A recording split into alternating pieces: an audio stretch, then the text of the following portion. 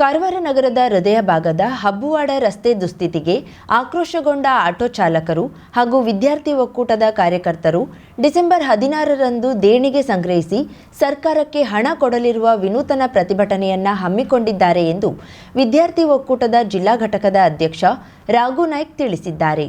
ಕಾರವಾರ ನಗರದ ಜಿಲ್ಲಾ ಪತ್ರಿಕಾ ಭವನದಲ್ಲಿ ಸುದ್ದಿಗೋಷ್ಠಿ ನಡೆಸಿ ಮಾತನಾಡಿದ ರಾಘು ನಾಯ್ಕ್, ಹಬ್ಬುವಾಡ ರಸ್ತೆ ಸಂಪೂರ್ಣ ಹದಗೆಟ್ಟಿದ್ದು ಪ್ರತಿದಿನ ಪ್ರಯಾಣಿಕರು ಹಾಗೂ ವಾಹನ ಚಾಲಕರು ಪೂರ್ಣ ಕಷ್ಟ ಅನುಭವಿಸುತ್ತಿರುವ ಪರಿಸ್ಥಿತಿ ನಿರ್ಮಾಣವಾಗಿದೆ.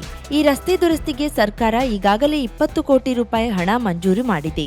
ಡಿಸೆಂಬರ್ 1ರಂದು ಕೆಲಸ ಪ್ರಾರಂಭವಾಗುತ್ತದೆ ಎನ್ನುವ ಭರವಸೆಯೂ ನೀಡಲಾಗಿತ್ತು. ಆದರೆ ಇಂದಿಗೂ ಒಂದು ಗಾಡಿ ಜಲ್ಲಿಯನ್ನು ಸುರಿದಿಲ್ಲ ಎಂದು ಆರೋಪಿಸಿದ್ರು. 20 ಕೋಟಿ ಸ್ಯಾಂಕ್ಷನ್ ಆಗಿದೆ ಅಂತ ನಮ್ಮ ಮುಂದೆ ಕಾಣಿಸಿದ್ದಾರೆ. ಎಲ್ಲ ಪ್ರಾಜೆಕ್ಟ್ ಮ್ಯಾಪ್ ಕೂಡ ರೆಡಿ ಆಗಿದೆ. ಎಲ್ಲಿ ಹೋಯ್ತಾ ಇಲ್ಲಿ 20 ಕೋಟಿ ಹೋಗ್ತಾ ಇಲ್ಲ, ಹಾಗಾದ್ರೆ ನೀವು ರಸ್ತೆ ಮಾಡಲಿಲ್ಲ. ಕೈಗಾ ಅಣುವಿದ್ಯುತ್ ಸ್ಥಾವರದ 5 ಮತ್ತು 6ನೇ ಘಟಕಗಳ ನಿರ್ಮಾಣಕ್ಕೂ ಇದೇ ರಸ್ತೆ ದೊಡ್ಡ ತಲೆನೋವಾಗಿ ಪರಿಣಮಿಸಿದೆ. ಸುಮಾರು 13,000 ಕೋಟಿ ರೂಪಾಯಿ ವೆಚ್ಚದ ಈ ಮಹತ್ತರ ಯೋಜನೆಗೆ ಅವಶ್ಯಕ ಸಾಮಗ್ರಿಗಳನ್ನು ಸಾಗಿಸುವ ಲಾರಿಗಳು ರಸ್ತೆ ಎಂದು ಕರೆಯಲಾಗದ ಈ ಮಾರ್ಗದಲ್ಲಿ ಸಂಚರಿಸುವುದೇ ಅಸಾಧ್ಯ. ಭಾರೀ ವಾಹನಗಳ ಓಡಾಟವೇ ರಸ್ತೆಯನ್ನ ಹಾಳು ಮಾಡುತ್ತಿದ್ರು ಕೈಗಾ ಆಡಳಿತ ರಸ್ತೆ ನವೀಕರಣಕ್ಕೆ ಮುಂದಾಗದೆ ನಿರ್ಲಕ್ಷ್ಯ ತೋರಿಸುತ್ತಿದೆ ಎಂದು ಅವರು ತೀವ್ರ ಆಕ್ರೋಶ ವ್ಯಕ್ತಪಡಿಸಿದ್ರು. ನಮಗೆ ಒಂದು ಹೆಮ್ಮೆ ಅನಿಸ್ತದೆ, ಯಾಕಂದ್ರೆ ನ್ಯೂಕ್ಲಿಯರ್ ಬಹಳ ಖುಷಿ. ಯಾಕಂದ್ರೆ ಇಂಡಿಯಾದಲ್ಲೇ ಫೇಮಸ್ ಆದಂತ ಈ ಕೈಗಾ ನ್ಯೂಕ್ಲಿಯರ್ ಇವತ್ತು 5-6 ಪ್ರಾಜೆಕ್ಟ್ ನಡೀತಾ ಇದೆ. ಅಲ್ಲಿ ಆ 5-6 ಪ್ರಾಜೆಕ್ಟ್ಗೆ 12,500 ಕೋಟಿಯಿಂದ 13,500 ಕೋಟಿಯ ಒಂದು ಬಜೆಟ್ ಅದು. ಅಲ್ಲಿ ಏನಾಗ್ತಾ ಇದೆ ಅಂದ್ರೆ ಇವತ್ತು ಕಾಮಗಾರಿ 15 ದಿವಸದಿಂದ ನಿಂತು ಹೋಗಿದೆ. ಕಾಮಗಾರಿನೇ ಆಗ್ತಾ ಇಲ್ಲ. ಯಾಕೆ ಆಗ್ತಾ ಇಲ್ಲ ಅಂತ ಪ್ರಶ್ನೆ ಕೇಳಿದ್ರು ನಾವು, ಅವ್ರು ಹೇಳ್ತಾ ಇದ್ದಾರೆ, ನಾವು ನಮ್ಮ ವೆಹಿಕಲ್ ಅಂದ್ರೆ ನಮ್ಮ ಲಾರಿಯಿಂದ ನಾವು ಮಟೀರಿಯಲ್ಸ್ ಹುಬ್ಳಿ ಮತ್ತೆ ಬಾಕಿಗಳಿಂದ ನಾವು ಮಟೀರಿಯಲ್ಸ್ ತರಬೇಕಾದ್ರೆ ಈ ಬಾಳೆಗುಡಿ ರಸ್ತೆ ಒಂದು ಹಾಳಾಗಿದೆ. ಅಲ್ಲಿಂದ ಬರಬೇಕಾದ್ರೆ ನಮ್ಮ ಕಾರವಾರ ಸಿಂಬಾಡ ಅಂದ್ರೆ ಕೈಗಾ ಈ ರಸ್ತೆ ಕೂಡ ಹಾಳಾಗಿದೆ. ನಮ್ಮ ಲಾರಿ ಕೂಡ ಹಾಳಾಗ್ತಾ ಇದೆ. ಅದರಿಂದ ಬಹಳಷ್ಟು ನಮಗೆ ಮಧ್ಯದಲ್ಲೇ ಪಂಚರ್ ಆಗಿ ಮಧ್ಯದಲ್ಲೇ ಇದು ಪಾಠ ಕಟ್ಟಾಗಿ ಎಷ್ಟೋ ವಾಹನಗಳು ನಿಂತು ಹೋಗಿವೆ. ಅದಕ್ಕೆ ನಾವು ಆ ರಸ್ತೆ ಬರುವುದಿಲ್ಲ ಅಂತ ಹೇಳ್ಕೊಂಡು ಅವರು ಹೇಳ್ತಾ ಇದ್ದಾರೆ. ಆ ರಸ್ತೆಗೆ ಯಾರು ಕೂಡ ಹೋಗ್ತಾ ಇಲ್ಲ. ಒಂದು ರಸ್ತೆಯಿಂದ ಫೌಂಡೇಶನ್ ಸರಿ ಇಲ್ಲ ಇರುವುದು. ಮತ್ತೆ ಇವರು ದೊಡ್ಡ 13,000 ಕೋಟಿದ ಒಂದು ಪ್ರಾಜೆಕ್ಟ್ ಅನ್ನ ಇವರು ತಗೊಂಡಿದ್ದಾರೆ 5-6 ಘಟಕ. ಯಾಕಂದ್ರೆ ನಿಂತಿದ್ದ ರಸ್ತೆ ನಿಮ್ಮ ಲಾರಿ ಇವತ್ತು 16-15 ಟೈರ್ ಲಾರಿ ಬಿಟ್ಕೊಂಡು ನಮ್ಮ ರಸ್ತೆ ಹಾಳಾಕೊಂಡು ಹೋಗಿದ್ದಾರೆ, ನೀವು ಮಾಡಬೇಕು ಅಂತ ಹೇಳ್ಕೊಂಡು ಹೇಳಿದಾಗ ಇಲ್ಲ ನೋಡುವರಿ ಅದು ಅಂತ ಹೇಳ್ಕೊಂಡು ಹೇಳ್ತಾರೆ. ಜನರ ಪ್ರಾಣವೇ ಪಣವಾಗಿರುವ ಈ ರಸ್ತೆ ಸರಿಪಡಿಸಲು ಹಣವಿಲ್ಲವೆಂದಿರುವ ಜಿಲ್ಲಾಡಳಿತ ಅದೇ ವೇಳೆ ಕೋಟ್ಯಾಂತರ ರೂಪಾಯಿ ವೆಚ್ಚದ ಕರಾವಳಿ ಉತ್ಸವಕ್ಕೆ ಸಿದ್ಧತೆ ಮಾಡಿಕೊಳ್ಳುತ್ತಿರುವುದು ವಿರೋಧಾಭಾಸದ ನಾಟಕ ಎಂದು ಟೀಕಿಸಿದ ಅವರು, ಹೀಗಾಗಿ 2 ಕಾಣಿಕೆ ಡಬ್ಬಿ ಇಟ್ಟು ಜನರಿಂದ ದೇಣಿಗೆ ಸಂಗ್ರಹಿಸಿ ನಾವೇ ಪಿಡಬ್ಲ್ಯೂಡಿ ಹಾಗೂ ಕೈಗಾ ಯೋಜನೆಗೆ ಹಣ ನೀಡಿ ಕೆಲಸ ಮಾಡಿಸೋಣ ಎಂದು ನಿರ್ಧರಿಸಿದ್ದೇವೆ ಎಂದರು. ಈ ರಸ್ತೆ ನೋಡಿ ಹದಗೆಟ್ಟ ರಸ್ತೆಯನ್ನು ನಮಗೆ ಅಲ್ಲೇ ಆ ರೀತಿ ಮಾಡ್ಕೊಂಡು ಇವತ್ತು ಕರಾವಳಿಸ್ಕೊ ಮಾಡ್ತಾ ಇದ್ದಾರೆ. ನಿಜವಾಗ್ಲೂ ಈ ಜಿಲ್ಲಾಡಳಿತಕ್ಕೆ ಶೇಮ್ ಅಂತ ಹೇಳಿಕ್ಕೆ ನಾನು ಇಷ್ಟಪಡ್ತಾ ಇದ್ದೇನೆ. ಜನರ ಸಮಸ್ಯೆಯನ್ನ ನೀವು ಬಗೆಹರಿಸೋದು ಬಿಟ್ಟು ನೀವು ಕರಾವಳಿಸ್ಕೊ ಮಾಡ್ತೀರಾ. ಜನರಲ್ಲೇ ಸರಿ ಇಲ್ಲ ಅಂದ್ರೆ ನೀವು ಕರಾವಳಿಸ್ತೀವಿ.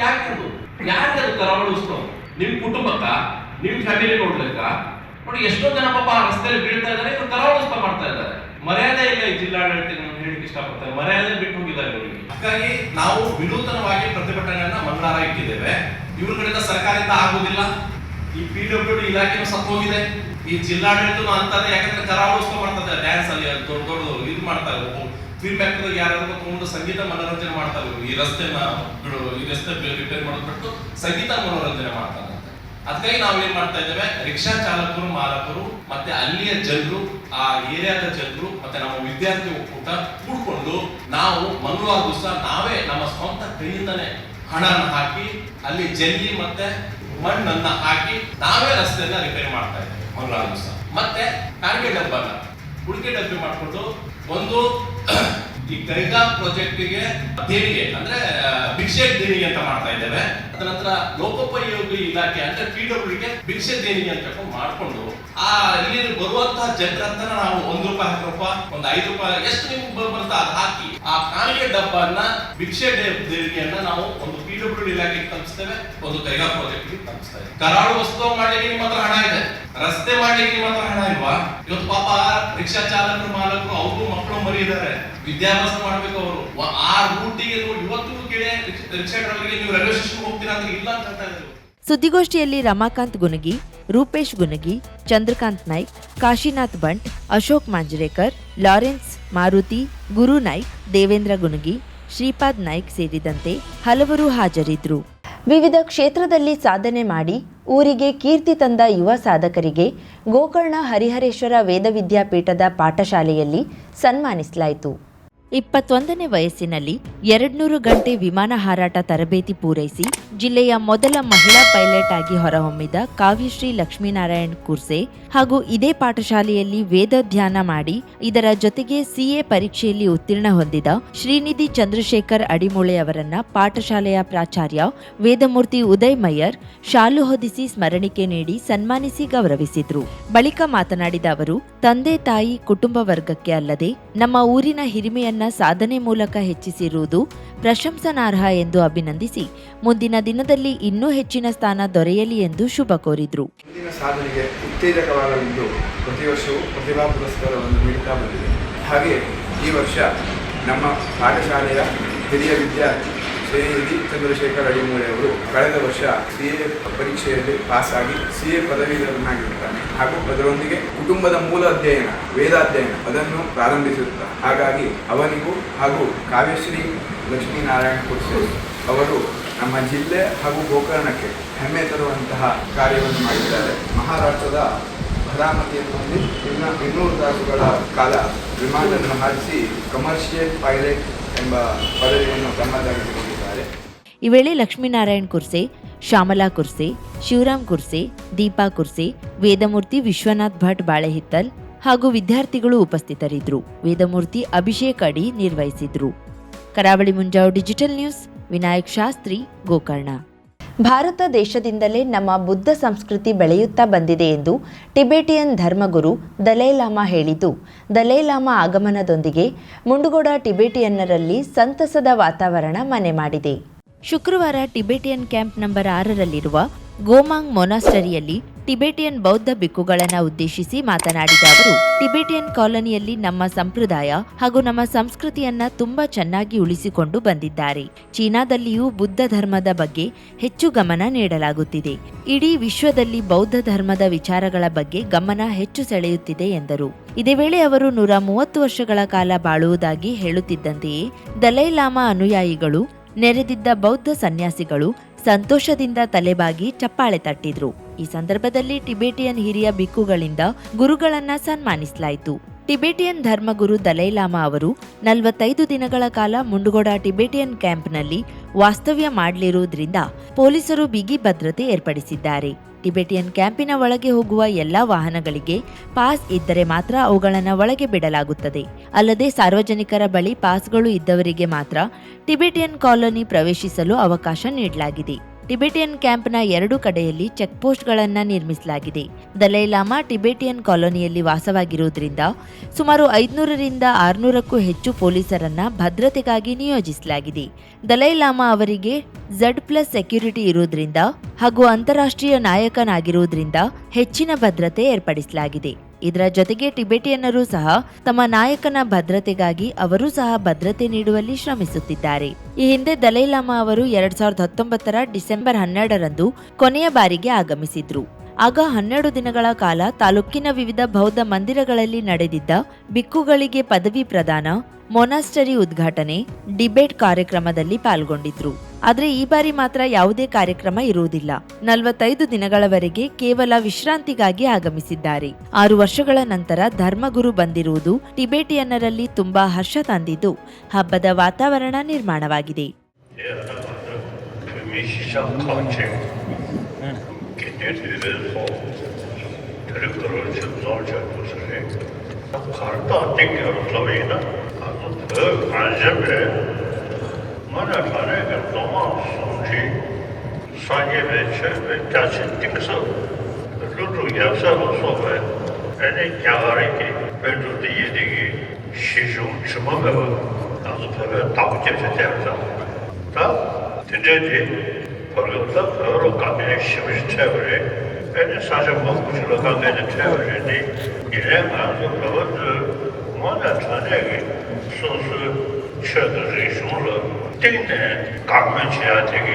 哎，这老师这些个他呢，假是顶手是有的问题，他会这样的，但是我到我那这呢，还来个是个他会这样，而且说是他会这样说的话是的，这个是。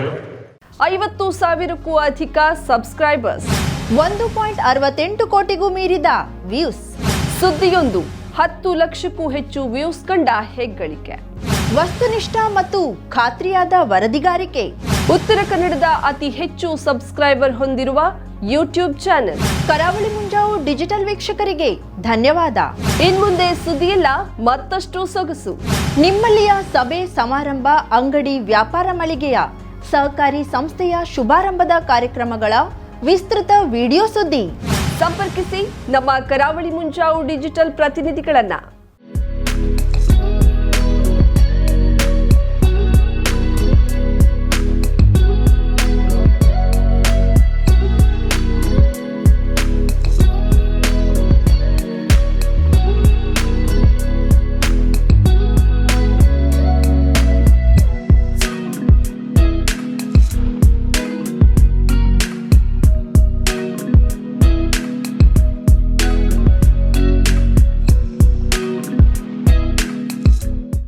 ಸಮಾರಂಭ ನಿಮ್ಮದು, ಸಂಭ್ರಮ ನಮ್ಮದು. ನೋಡ್ತಾ ಇರಿ ಕರಾವಳಿ ಮುಂಜಾವು ಡಿಜಿಟಲ್.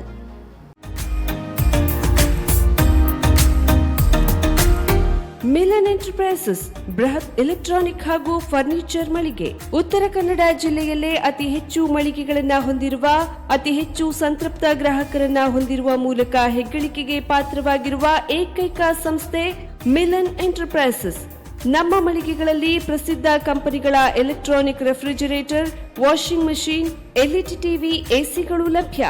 ಭಾರತದ ಕರಾವಳಿ ಹವಾಮಾನಕ್ಕೆ ಹೊಂದಿಕೊಳ್ಳುವ ನಂಬರ್ 1 ಬ್ರ್ಯಾಂಡ್ ಆದ ಗೋದ್ರೇಜ್ ಕಂಪನಿಯ ಕಪಾಟು, ಆಫೀಸ್ ಟೇಬಲ್, ಆಫೀಸ್ ಚೇರ್, ಬ್ಯಾಂಕ್ಗಳಿಗೆ ಹಾಗೂ ಚಿನ್ನದ ಅಂಗಡಿಗಳಿಗೆ ಬೇಕಾಗುವ ಸೇಫ್ ಲಾಕರ್ಗಳು ಅತಿ ಕಡಿಮೆ ಬೆಲೆಯಲ್ಲಿ ಲಭ್ಯವಿದೆ. Teak wood sofa set, wooden dining table ಹಾಗೂ ಗ್ರಾಹಕರಿಗೆ ಬೇಕಾಗುವ ಅಳತೆಯಲ್ಲಿ ನಿಮ್ಮ ಮನೆಗೆ ಹೊಂದಿಕೊಳ್ಳುವ ಹಾಗೆ ಫರ್ನಿಚರ್ ಗಳನ್ನ ಮಾಡಿಕೊಡಲಾಗುವುದು. ಕಸ್ಟಮೈಸ್ಡ್ ಕಿಚನ್, ವಾರ್ಡ್ರೋಬ್ ಗಳನ್ನ ಅತಿ ಹೆಚ್ಚು ವರ್ಷಗಳ ಕಾಲ ಬಾಳಿಕೆ ಬರುವ ಹಾಗೆ ವಾರಂಟಿಯೊಂದಿಗೆ ಮಾಡಿಕೊಡಲಾಗುವುದು.